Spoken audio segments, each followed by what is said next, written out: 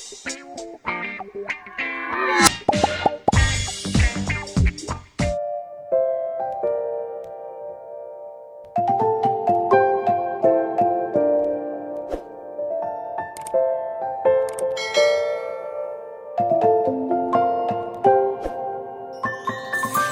many places still undiscovered, but you're stuck in a past of yesteryear.